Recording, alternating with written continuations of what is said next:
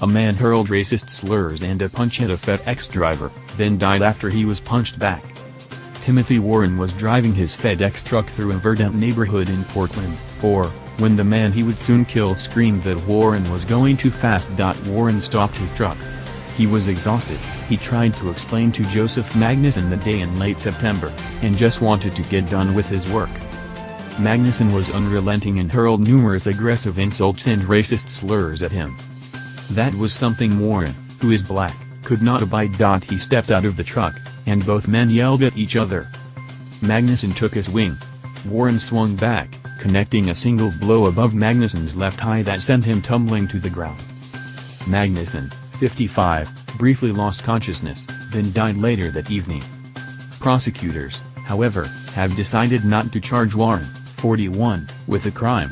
He did not intend to kill Magnuson and acted in self-defense during the September 26 incident, the Multnomah County District Attorney's Office said in a memo released Monday.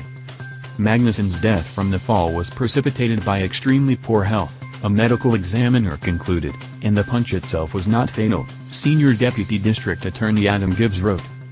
Warren was within his legal right to challenge Magnuson's racist vitriol, Gibbs noted, and said that Warren's decision to confront Magnuson, rather than ignore him, was not legally significant.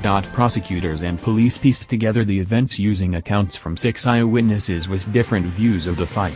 3 of them observed the entire encounter. They all maintained that Warren had driven at an acceptable speed and that Magnuson started the incident and then escalated it.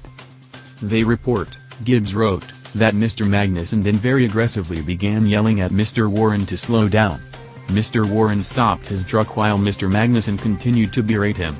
The witnesses agree that Mr. Magnuson called Mr. Warren a effing and R in combination with other aggressive and abusive phrases over and over again.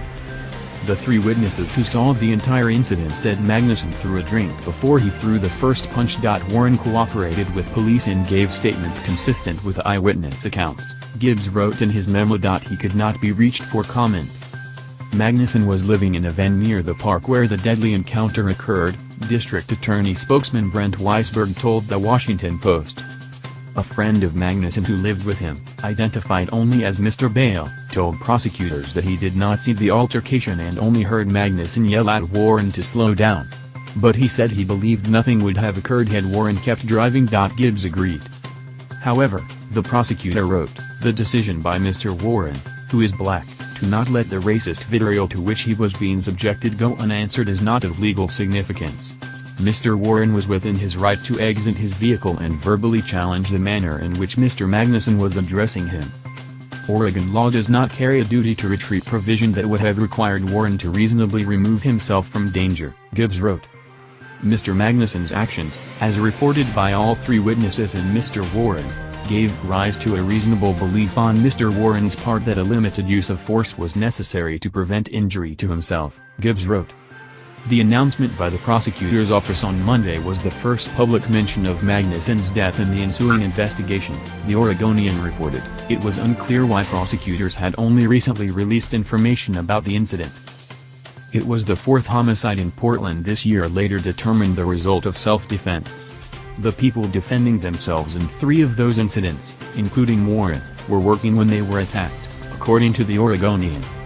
It's unclear whether Warren still works for FedEx. A company spokeswoman declined to answer a question about his employment status. The company said it fully cooperated with law enforcement during the investigation of this unfortunate incident. We extend our condolences to all those affected, FedEx ground spokeswoman Nikki Mendicino said in a statement.